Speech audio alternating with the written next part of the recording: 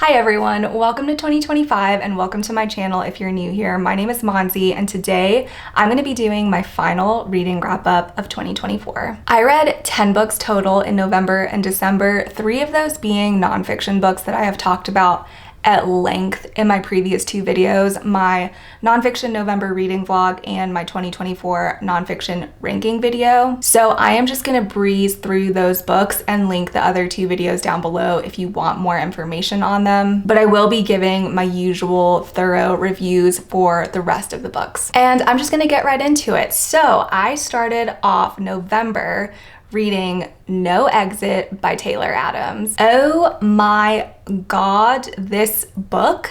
Here's the thing. I am an incredibly skittish person. Like if someone comes up behind me unannounced, I will have an external response to it and a strong external response to it. That's just how I've always been. I'm also the person that's like this during scary movies.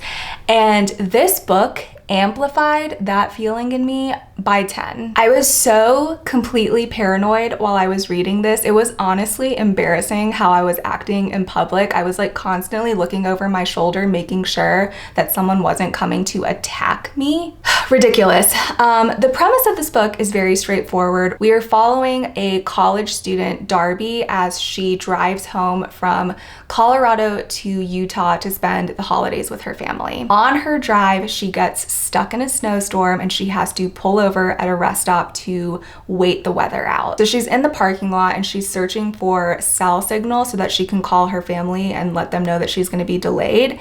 And she looks into the back of this van in the parking lot and sees that there's a little girl trapped in a cage. So she knows now that one of the 3 people that she's stuck with at this rest stop is a child abductor. The first like 30% of this book is your classic whodunit, but we find out really quickly who the culprit is, and then the rest of the book is just Darby trying to escape this situation. And it is just one gigantic adrenaline rush. It is so action-packed. The intensity never lets up. I really wish that I had been tracking my heart rate while I was reading this. I feel like that would have been some really interesting data. In terms of thrills alone, this book gets a 5 out of 5, but overall I gave it a 4 out of 5. It kind of had everything that I'm looking for in a thriller. It was action-packed, it had tons of plot twists, and everything made sense at the end. This is like the perfect book to cure a reading slump. It's also a great book for the winter because of the snowy blizzard setting. So if you find yourself in the mood for a thriller in the next couple of months and you haven't read this one, I would highly recommend. Next, I picked up my first book for my nonfiction November reading challenge. I know I said that I was gonna breeze through the nonfiction reads, but this was my favorite book of the year, period. So I kind of can't help myself. I am going to spend a little bit more time talking about this. This book takes place during the Great Depression. It is an account of 9 working class boys who joined the University of Washington rowing team in their journey to win gold at the 1936 Olympics in Nazi Germany. There are multiple threads to this story. You're learning, of course, about this rowing team from 1933 to 1936.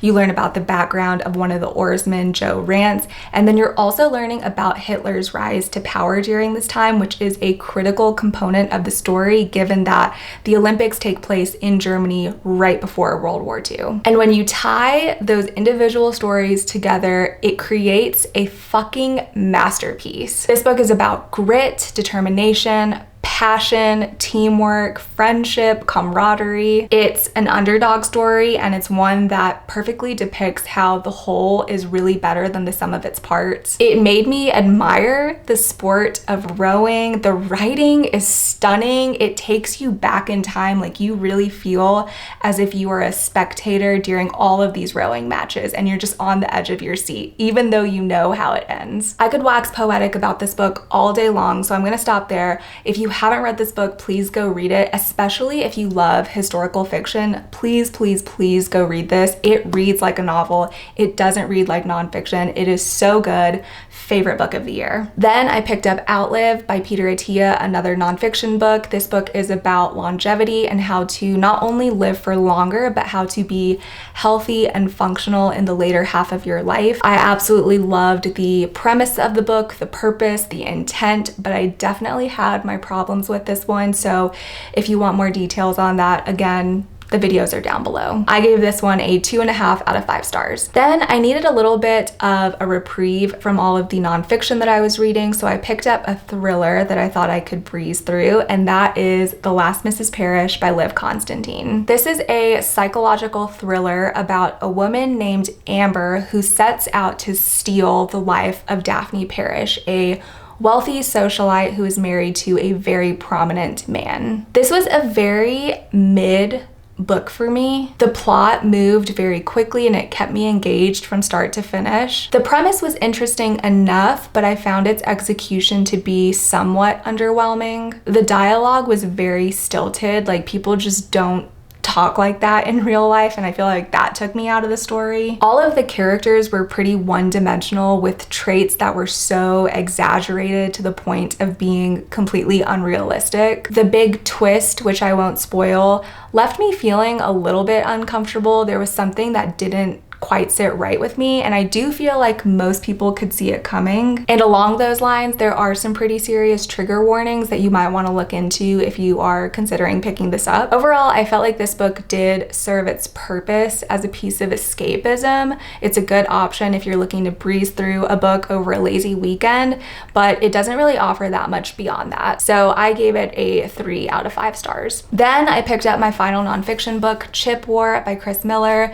This book covers the history of semiconductor/microchip technology from its inception in the 1940s all the way until present day. This book is jam-packed with information. I learned so much.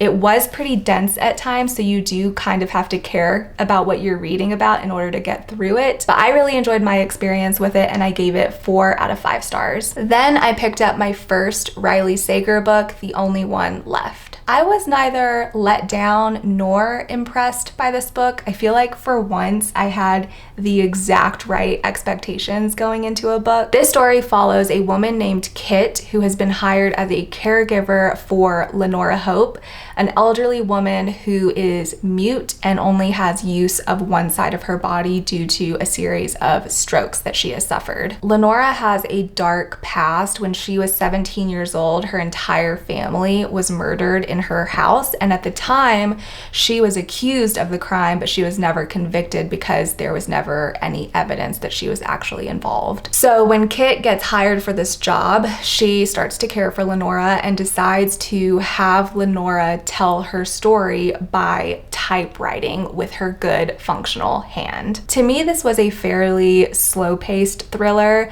that dramatically sped up towards the end. A lot of the tension that you feel while reading this has to do with the setting of the story. It takes place in this isolated mansion on a cliffside. The ending is redonkulous. It is so convoluted. You will never ever be able to guess the ending because it is such a reach. There's not just one twist, there's like a million twists. And does it all really make sense? I don't know. I didn't really mind it though. I didn't love it, but I felt like it got the job done. I would probably grab another Riley Sager book if I was looking for a fun, creepy, eerie time. 3.5 stars. Next, I picked up Annibot by Sierra Greer. This is a mix of speculative fiction with science fiction because there is advanced technology in this book. We are reading from the perspective of Annibot, who is a house cleaning turned pleasure bot. She operates on artificial intelligence emotions and is designed to please her owner, Doug. So constantly in the story, Annie is just collecting data on Doug's dislikes and his likes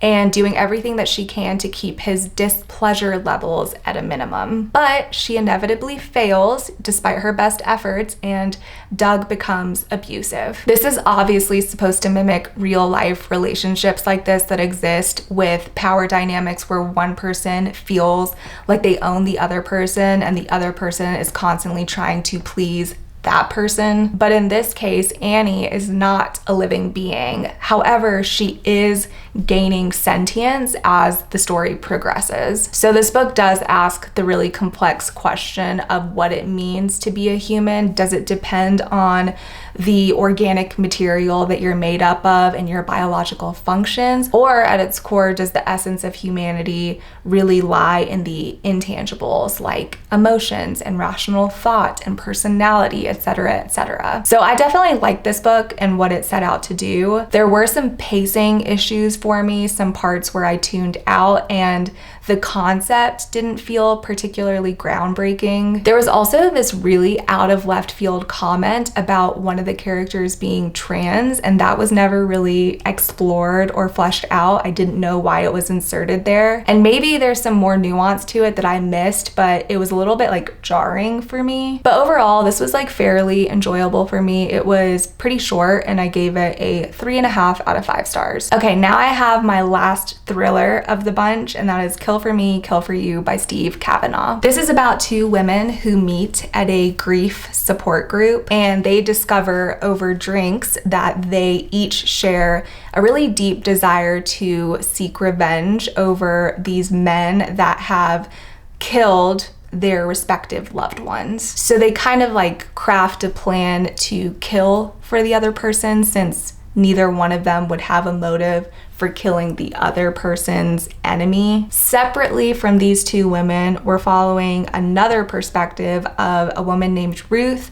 who is alone at home one night and gets viciously attacked by this man who she is only able to identify by his piercing blue eyes. And so you're kind of like going back and forth between these two storylines, and you eventually see how they converge. I had a fairly good time with this. It didn't like sweep me off my feet. The ending was pretty weird. I wish I could talk about it, but I can't because of spoilers. I was able to predict like the biggest plot twist in this story, which did ultimately detract from my enjoyment of this story. I don't think that everyone would be able to guess the twist, but I've read enough thrillers at this point to where I feel like I'm a little bit more attuned to the clues. But if you don't read that many thrillers and you aren't able to guess the twist, I could see this being like a really fun ride. I gave this 3 out of 5 stars. After a string of solidly average reads, I really wanted to pick up something that I knew I would love. So I picked up an old favorite,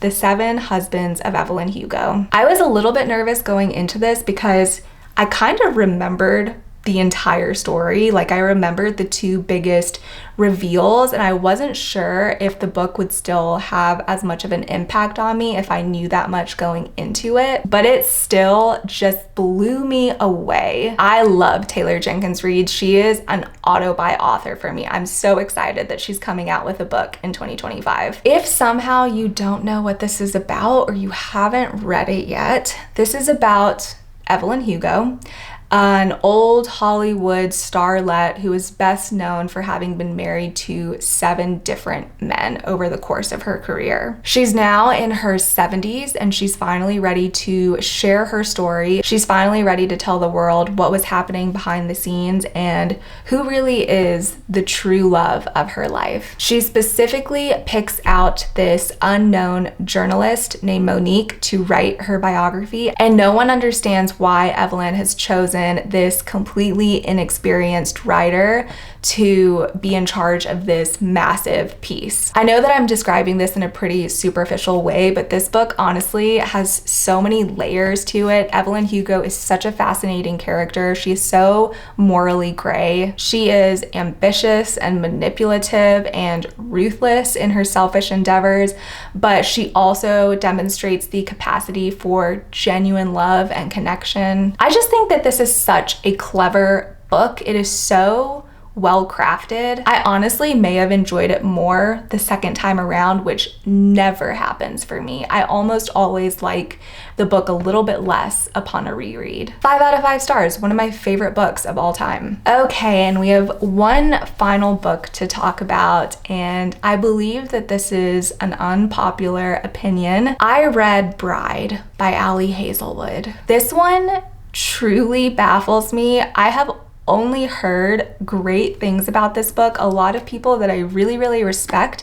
have given this book a high rating, and I really didn't like it. So this follows the story of Misery Lark, a vampire who has an arranged marriage to Lo Moreland, a werewolf, and the two of them get married as a way of maintaining peace between their two opposing species. The start of this book was so slow for me. I almost DNF'd it on multiple occasions. The only reason that I didn't is because I really wanted to read a book on my Kindle, and it was the only thing that was available to me. So I persisted. I just did not buy the connection between these two characters. I really didn't understand the appeal of Lo, the main male character. I feel like we knew nothing about him other than that he was large and that he really cared about his baby sister, which admittedly was cute. She was probably like my favorite part of this whole book. I also didn't know what he looked like, and I am such a visual person. If I can't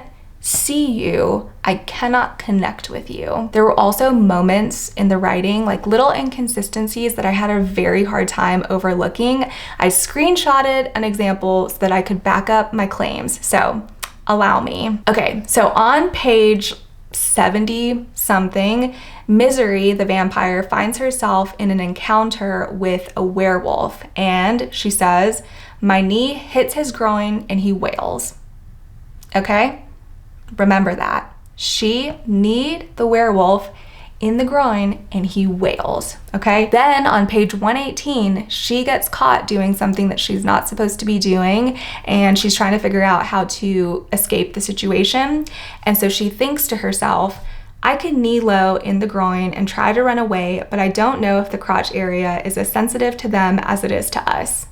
Yes, you do. Yes, you do know, because 40 pages earlier, you did just that. You kneed a werewolf in the crotch and you got the exact response that you wanted. So it's just like little inconsistencies like that really bothered me, and that was just like one example of many. And usually I could look past the inconsistencies and the plot holes and the vague world building if I was really enjoying all of the other aspects of the book, but I simply was not. Something else I didn't like was the dialogue. It felt like it was trying way too hard to be quirky, and there was all of this excessive swearing, and I don't mind swearing. I just hate it when it's used as filler. It honestly read kind of like Fourth Wing, so if you liked the writing in Fourth Wing, then this isn't going to be an issue for you. The plot does kind of pick up at the halfway point, and I like flew through the second half of the book,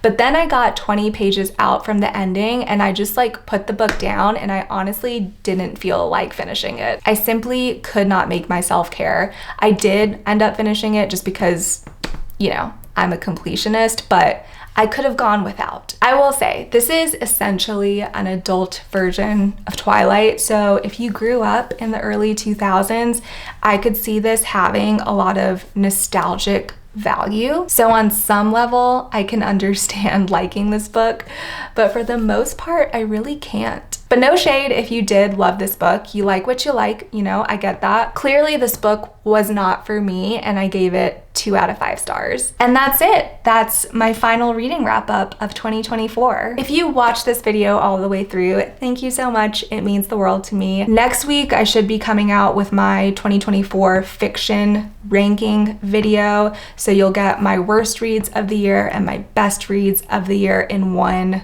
compact video. In the meantime, I hope that you are all having a great start to your year, and I will see you in the next one. Bye.